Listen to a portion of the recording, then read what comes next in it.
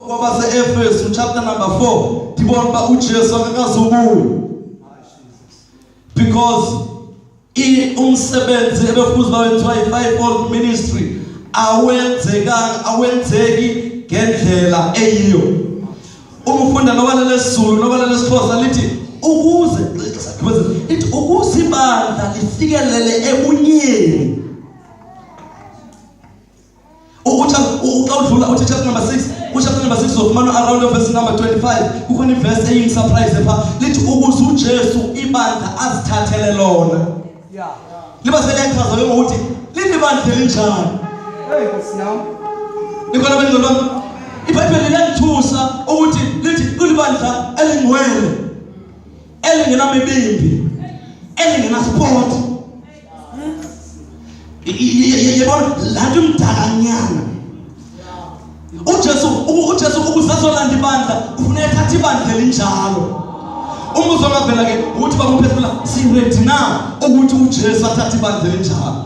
Kuna verse yodwa ngizoshumayela lento ngizoshumayela ngayo ethi xa ebunyana umuntu ungabuye ufumana ukholo lukhona na ehlabathini. I-question mark umbuzo. Nikhona bencane. But into ngizothela angizothetha nge-fivefold ministry but abafowethu bayichazile. Nikhona bazalwane bami. Xa sibheka nathi into engizothetha ngayo lento okuthiwa yiPhasika. Yabona xa ukhangela ibandla likaKristu Friday aningandifika kwebangcwele andiyile no-Good Friday. The more ndifuna ukumazi u-Good Friday is the more ndiba confused.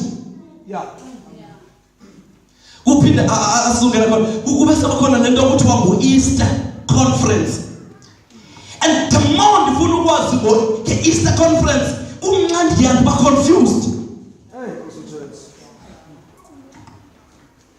Uba bengiyangami khona i-message uThixo wanikeza yona i-message ye-restoration. Ngathi ngabiza ibandla ngithi masiphindele back ezweni. Nikhona bazalwane. Angabe ngabiza ibandla isibandla laKristu isikhathi esisokuthi siphindele ezweni. Nikhona bazalwane. Then kube khona andizihamba zonke because uma ngithetha ngekwenza amazosiqhenya abazalwane baphikisana. Angingeni.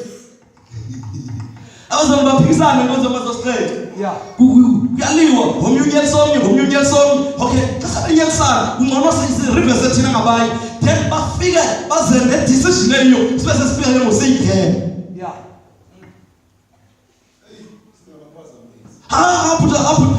Uzothe ingena ufike ulimale wena basale be right ungaphama but andida kube khona leyo bazalwane lento kuthiwa iPhasika. And umufunda ngePhasika ufumana into ekuthiwa good news. Ngamanye amagama mphethwe xa silibeka phansi iPhasika lingeyinto nje. And uyinto abazalwane. Nikhona bangcwele. And iPhasika xa ufunda eBhayibhelini ngokwelanguage yakwa-construction. iPhasika ndingathi eBhayibhelini lina 3 reference points. Okanye ke sithi 3 pillars.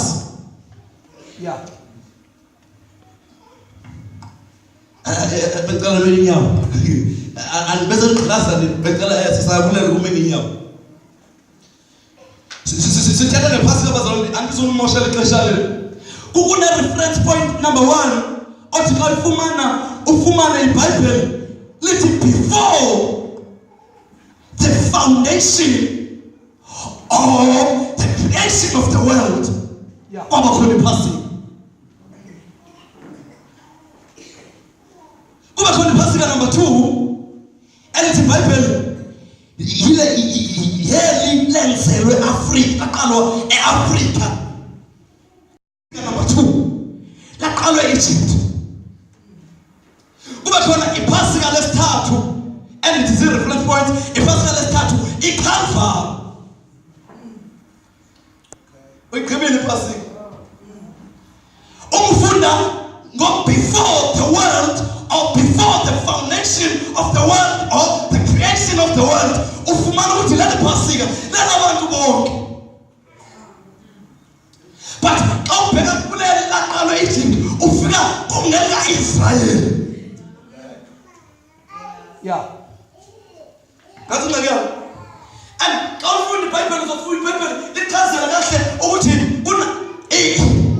uma ungenguye umSirayeli ongaqualify kodwa uThixo ngobe lencebo uthi uThixo uma kukhona ufuna igama ubuthatha uma kukhona kufikele esigesi zoxola bazalwane uma kukhona islave ikhobo esihlala ngaphakathi kweslave bese uma khona iforeigner ehlala ngaphakathi kwe and xa ufunda iBhayibheli uyafumanisa ukuthi laba bantu bobabili si-foreigners but kukho umahluko khona a-foreigner esi-slave kuphinde bekhona i-foreigner engaso-slave yintoni bazalwane ikhoboka ngomuntu ophilayo ngaphandle kwentando yakhe ekumele ukuthi athobele intando kamaster.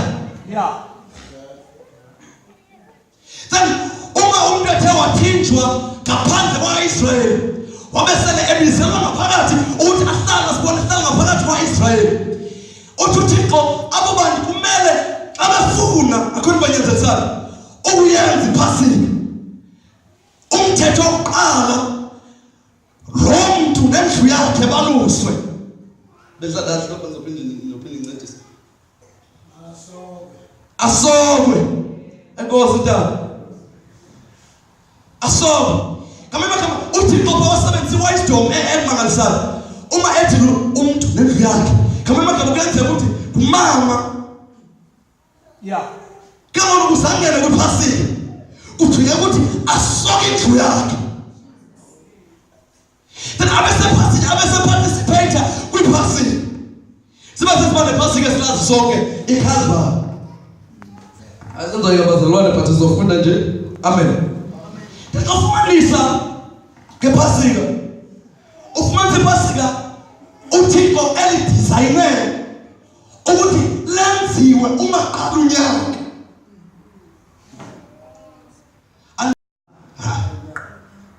Amen. Sifuna sabazo. And ufumanisa eBhayibhelini iPhasika lalenziwa kabili ngonyaka.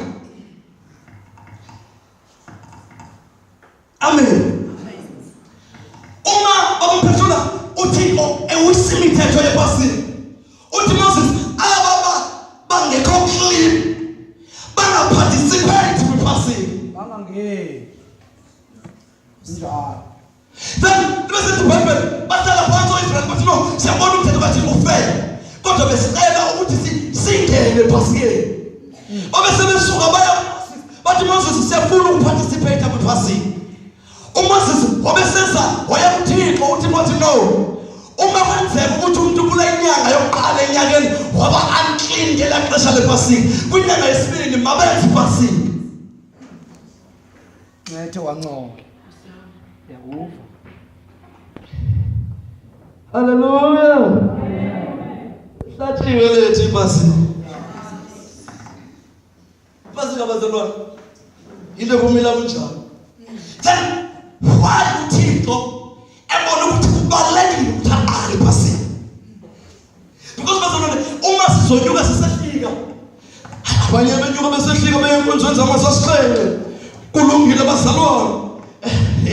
Kubona bazalwane usunyana every day amazwe u7 kodwa umuntu wehluleka unyaka wonke ukwabamba u7 unyaka nonyaka amazwe u7 but wehluleka ukwabamba u7.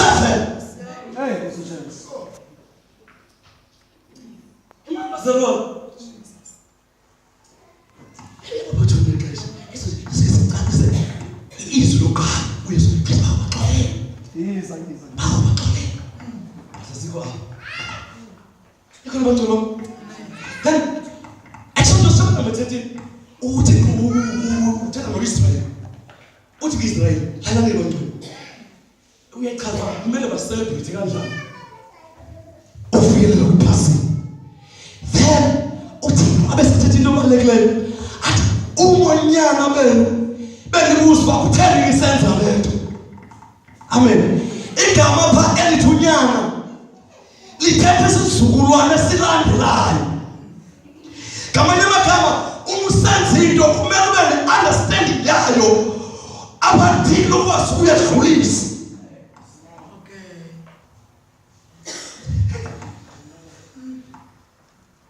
Iyajika into ingabi gospel kaThixo if abantu abayenzayo be-understand. Iba free. Iba isiko wena abantu besenza into abayiqondi. Yabona siko lenzobheka kuzisethelana athi ayisiyenza nje kuba isenziwa khaya. Yeah. Ayazi. Sayenza bona. Bathethe abanye abantu impendulo lesibili kuthi hayi sikhulisa nzima. Ayizwa lutho. Basizalelo kuyo. Sabe sethi inherit asafuna ukuyazi.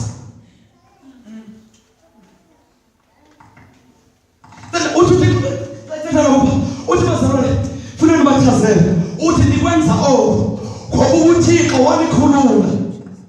Basi ngoba uThixo wanikhulula eGibhite ebukhobokele ithelezulu lesixhosa ngamandla wakhe amakhulu. This one tells us by his mighty hand. In other words, refer to Jesus. Because Jesus is the hand of God.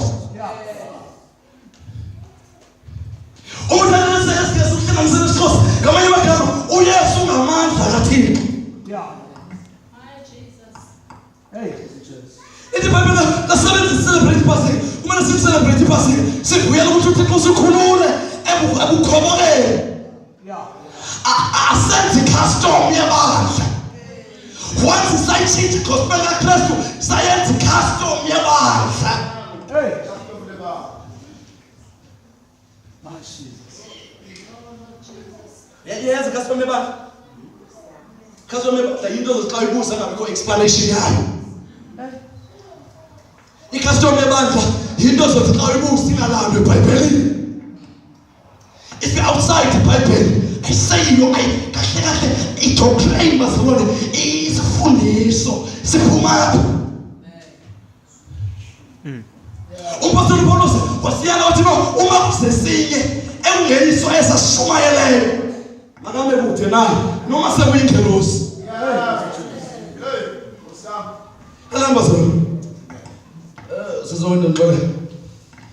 This is Kulule.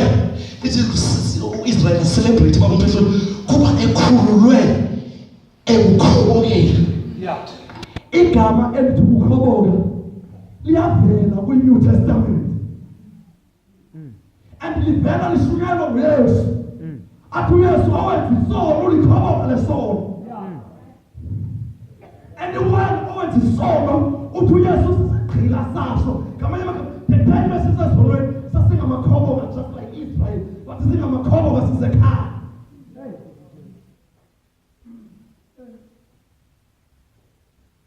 Celebrate uThixo wanikhulula ebukhobokeni.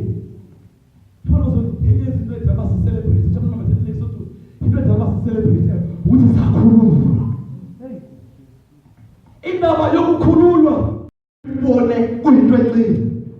uThixo ukhupha uIsrael ku-Exodus chapter number 11. And xa semkhuphile njalo ukwesesha kuthatha nje insuku ezimbalwa. Amkhuphe uIsrael. Uyamkhupha uIsrael, umkhupha eGibhite. But yamthatha 40 years ukuthi akhuphe iGibhite ku-Israel.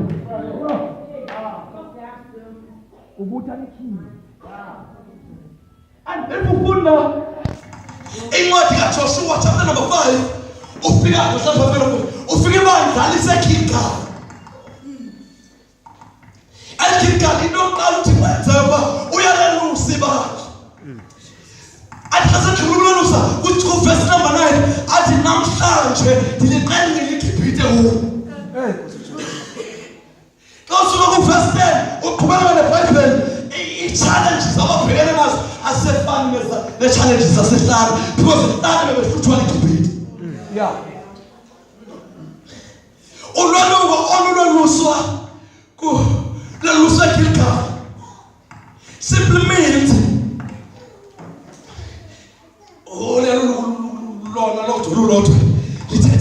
i-arrival of ufika kukamoya ngolimela ufika kukamoya. Yeah. First of all, in the New Testament, uthixo akasalalusi ibandla ngelento zakhe ngesweat okanye ngemibezo whatever esetshenziswa, but selalusa umoya ongcwele. Hey, Pastor Chase. Angathi ibandla likaKristu akanifika eGilgal. Yeah. Wapha lisovukaluswa. Uthixo asalusa ibandla, the power of the Holy Spirit ufika ngcwele enhliziyweni. Jesus. Hayi Nkosi yami. God, lokuqoqa uthanda kwaluka. Benzokuba ngifika amandla ngomncane. Yabona? Unento ezimbili. Uvuka kwamandla lasezebantwini. Yeah. Nowehlanga. Kasi interpretwa ngohlobo lolu. Hayi. Ukhona i-line between zona zombili.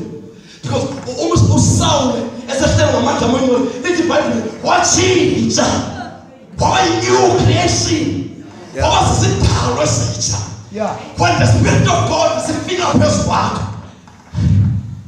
Hey. Nkosi yami.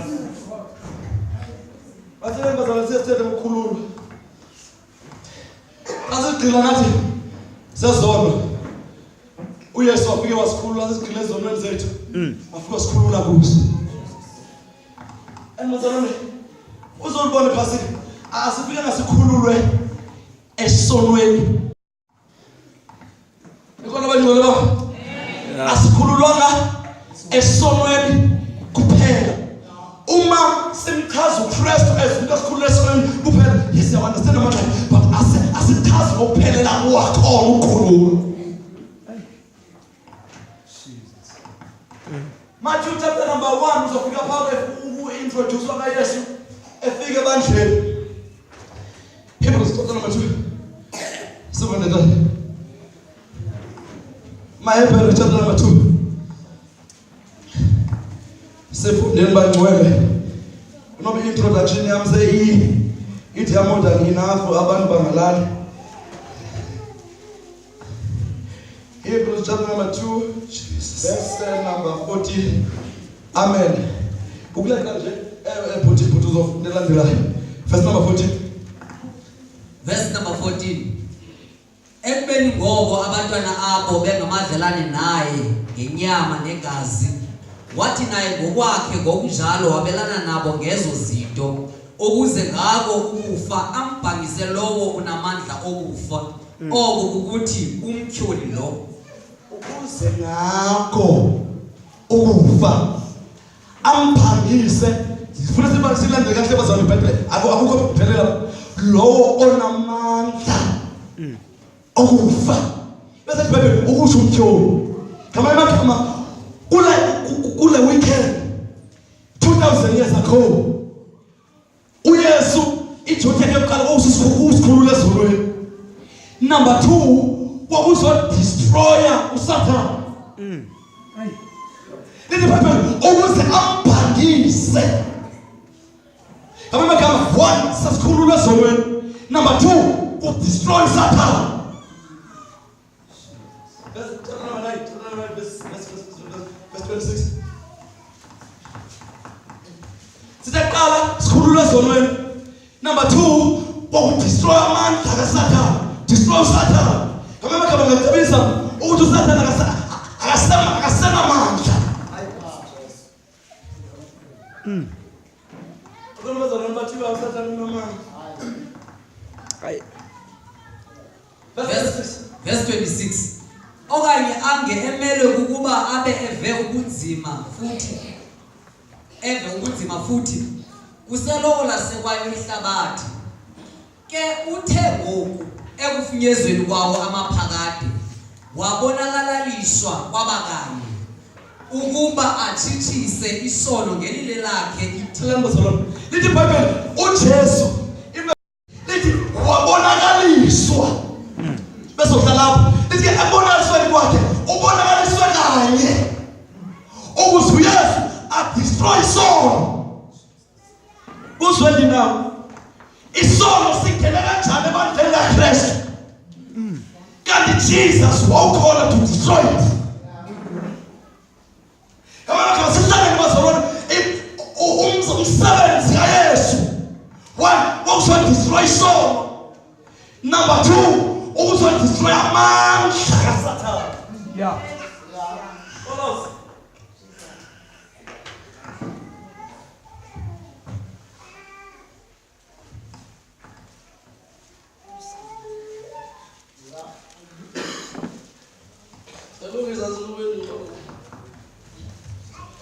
Colossians chapter number 2.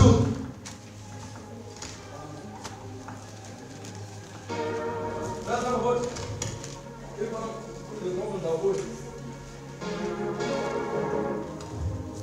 Yes. Verse number 14.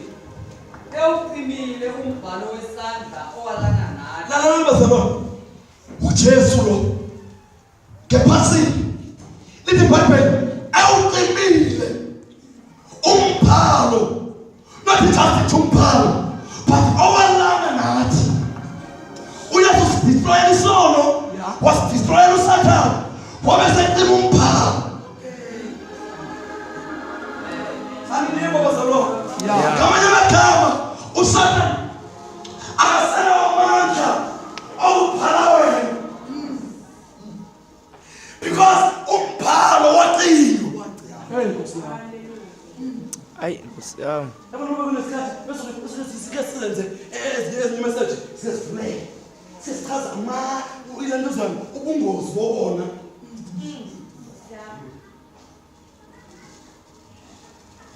Mama, kubala mina kodwa sesakhe kubala. Verse 14. Ewuqimile umbhalo wesandla owalana nathi. Owumelene nathi ngayo imimiselo. Ususile ke kanye ngokubethenela emnqamlezweni. Lithi iBhayibheli lo mbhalo akawuqimanga kuphela. Because if ebewuqimile ebezoshiya incwadi kuSathane. Lithi iBhayibheli kwakulanda ubabhalwa kulo. Waqeda wayisusa. Wahamba naye wena emnqamlezweni. Ubefika emnqamlezweni wayibethelela. That's why uYesu ayifika emnqamlezweni Hey, Nkosi uJesu. ezigiyiwe. Because amanzi izinto ayizenza wakubethelela.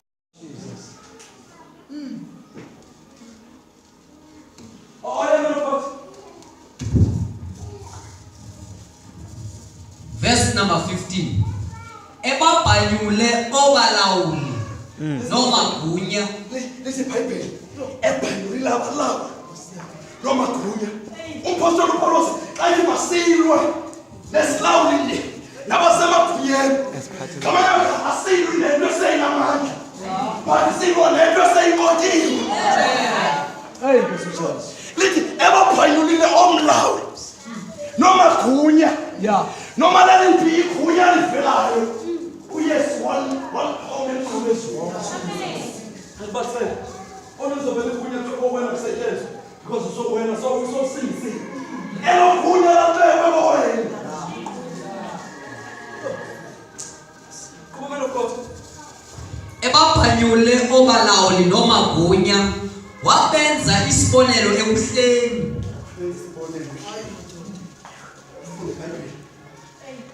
Isibonelo kuhle. Xa ufunda kabuhle uDavide xa yenza isibonelo ngoGoliathi.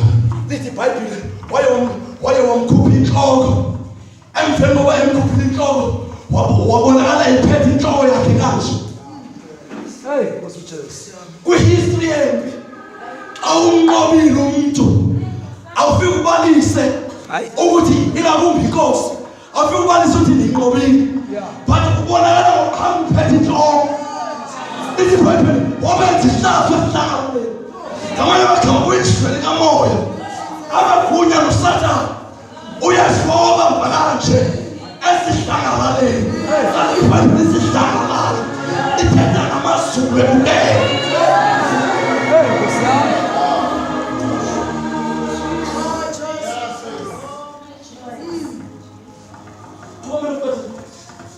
Wabenza isibonelo ebuhleni ememelela ngabo ekuwo umnqamlezo.